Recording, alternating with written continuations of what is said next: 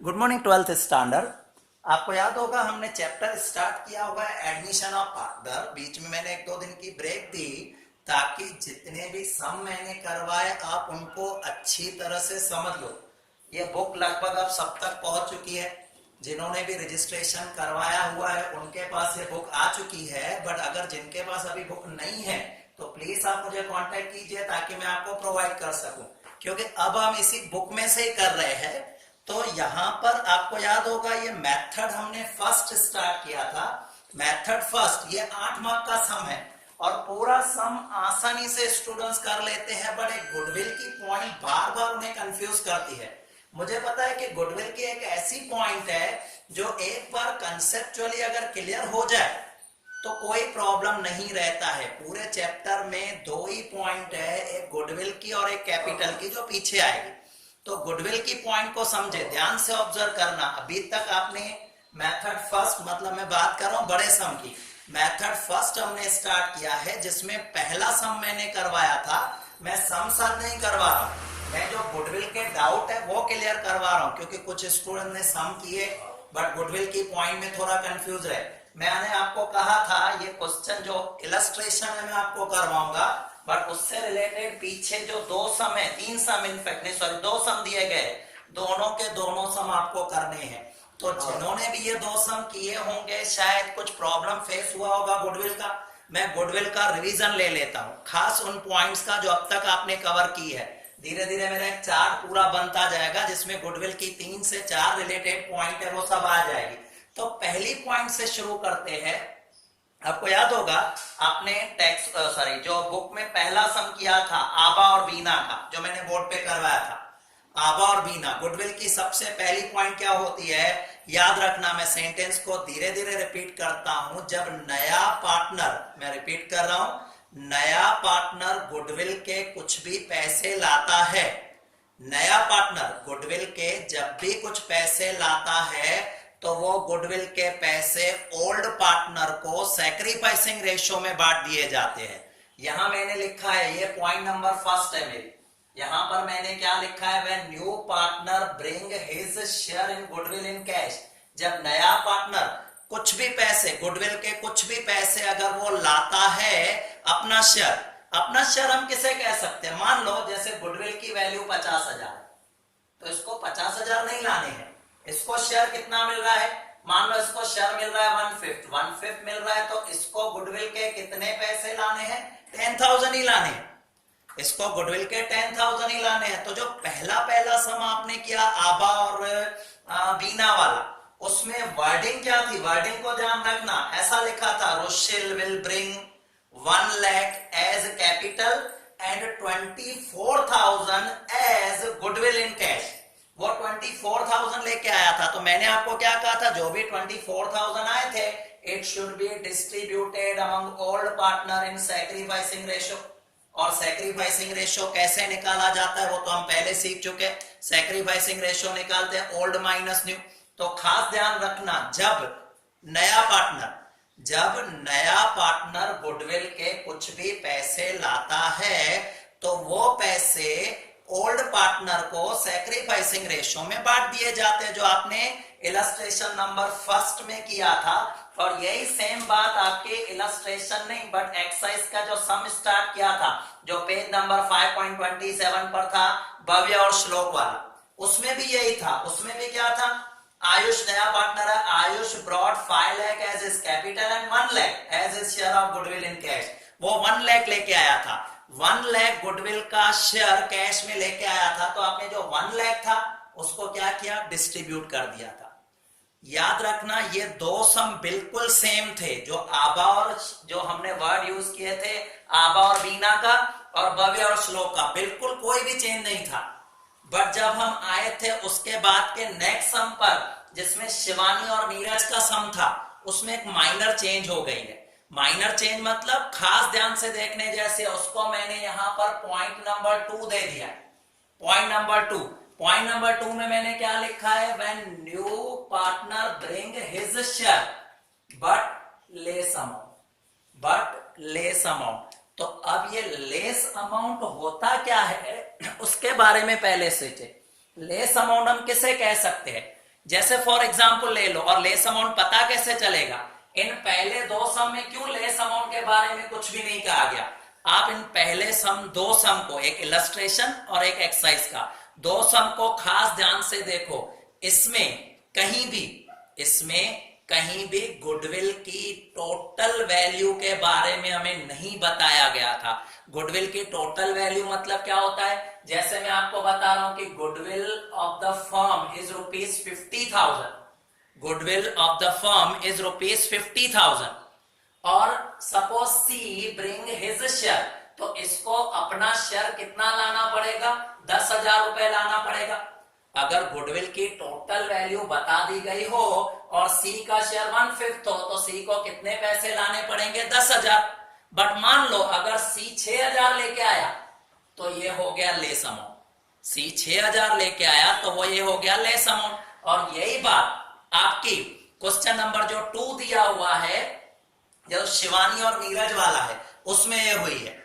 कुछ स्टूडेंट ने सम करते समय मिस्टेक की है, बैलेंस शीट टैली हो गई, बट वो बैलेंस शीट में क्या मिस्टेक है वो मैं समझा रहा हूं। आप शिवानी और नीरज वाले सम को ऑब्जर्व करना। शिवानी और नीरज वाले सम को मैंने पॉइंट नंबर 2 कह सकता हूं गुडविल के लिहाज से, गुडविल के एंगल से मैं पॉइंट नंबर 2 से कह सकता हूं। कैसे, ऑब्जर्व कर लो। क्या लिखा है, when new partner bring his share but less amount. तो आप कहोगे सर हमें कैसे पता चला लेस अमाउंट लेके आए। क्वेश्चन को ध्यान से देखो, क्वेश्चन में लिखा है कि शिवानी और नीरज दो पार्टनर है। On the above date they admitted partner Vijay, और विजय को इंटर कर रहे हैं, और विजय को जो शेयर दिया जा रहा है, कितना शेयर दिया जा रहा है, 1/5 शेयर दिया जा रहा है। विजय को कितना शेयर दिया जा रहा है, 1/5 शेयर दिया जा रहा है। और 1/5 शेयर दिया जा रहा है। अगर हम देखें पीछे second number point, value of goodwill is decided 36,000, तो इसका मतलब विजय को 36,000 नहीं लाने हैं, विजय को 36,000 नहीं लाने हैं। अगर हम देखें इसका शेयर कितना है, इसका शेयर है 1/5, तो आप 36,000 का 1/5 करके देखो कितना अमाउंट आएगा, 7,200। और हमें लिखा है Vijay shall bring his share of goodwill in cash, मतलब विजय अपना शेयर लेके आया है। कितना इसका शेयर हुआ, इसका शेयर हो जाता है 7,200। तो अगेन मैं ऐसा कह सकता हूं, ये फर्स्ट पॉइंट ही है। मैं आपको कह रहा था सेकंड पॉइंट है, बट नहीं, ये फर्स्ट पॉइंट ही है। पहले दो सम में क्या फर्क था, हमें सीधे सीधे बता देते थे कि विजय 7,200 लेके आया है, बट इस सम में क्या फर्क है, इस सम को ध्यान से ऑब्जर्व करना। Point number 2, value of goodwill is decided 36,000, मतलब गुडविल की वैल्यू 36 है। 36,000 क्या है, विजय का शेयर नहीं है, गुडविल की वैल्यू 36,000 है। और हमें ऐसा कहा है कि विजय 1/5 जो उसका शेयर है वो लेके आया है, तो उसका शेयर 1/5 कितना होगा, 7,200। तो ये जो मैंने 3 सम देखा है, तीनों के तीनों फर्स्ट पॉइंट से रिलेटेड है। थोड़ी देर पहले मैंने कहा शायद ये सेकंड पॉइंट से रिलेटेड है, बट अभी मैं कह रहा हूं ये सेकंड पॉइंट से नहीं, ये सम भी आपका फर्स्ट पॉइंट से ही रिलेटेड है, राइट। अब आ जाएंगे सेकंड पॉइंट में क्या होगा, जो मैं सम अभी कल करवाने वाला हूं आपको, बट मैं गुडविल की हिंट दे दूं, शायद हम जो करने वाले उसमें आस्था और आहना दो पार्टनर है। मैं उसके बारे में थोड़ा सा बता देता हूं, तो गुडविल का जो कंफ्यूजन है आपका धीरे धीरे करके गुम होता जाएगा, राइट। उसमें क्या है, उसमें आपको ऐसा दिखाया जाएगा, शायद हमने किया भी था सम, टेक्स्ट बुक वाला एक सम किया था, उसमें ऐसा दिखाया गया है कि आस्था और आहना दो पार्टनर है, और ध्यान से ऑब्जर्व करना, सोनू को इंटर कर रहा है। यस, ये सम हमने पहले किया था, ये सेकंड पॉइंट का है। आस्था और आहना दो पार्टनर है, सोनू को इंटर कर रहे हैं, और उनका न्यू रेशो दिया हुआ है, गुडविल इज वैल्यूड ₹40,000। जब हमें कहा है ना गुडविल इज वैल्यूड ₹40,000, तो ये टोटल गुडविल की बात हो रही है। अब सोच के देखो, 40,000 गुडविल की वैल्यू है, और नया पार्टनर इंटर हो रहा है सोनू, और इनका न्यू रेशो दिया हुआ है 4:3:3, तो उस हिसाब से सोनू का शेयर हो गया 3/10, क्योंकि 4:3:3 जब हम करते हैं तो पहले दो पार्टनर आस्था और आहना, इसके बाद सोनू, तो ये आस्था, आहना और सोनू, तो सोनू का जो शेयर हो गया 3/10। उस हिसाब से सोनू को कितनी गुडविल लानी पड़ेगी, सोनू को गुडविल लानी पड़ेगी 12,000। सोनू को कितनी गुडविल लानी पड़ेगी 12,000, क्योंकि इसका शेयर अभी अभी मैंने सिखाया था इसमें कि आगे का जो हमने सम किया था उसमें दिखाई थी गुडविल की वैल्यू जो थी वो थी 36,000। नया पार्टनर अपना शेयर लेके आएगा 1/5, तो हमने 7,200 निकाला था। अब ये वाले सम में खास जो हमने कर लिया है उसमें देखना 40,000 गुडविल की है तो सोनू को लाने पड़ेंगे 12,000, बट उसके जगह आप देखोगे तो सोनू जो है गुडविल का कितना अमाउंट लाया है, Sonu will bring 80,000 capital and 7,200 her share of goodwill. Goodwill के 7,200 रुपए वो लेके आ सकी, 7,200 ही लेके आई। तो मैंने यहाँ क्या लिखा है, खास मैं इसका फोटो आपको अलग से भेज रहा हूं, when new partner bring his share but less amount, new partner bring his share but less amount.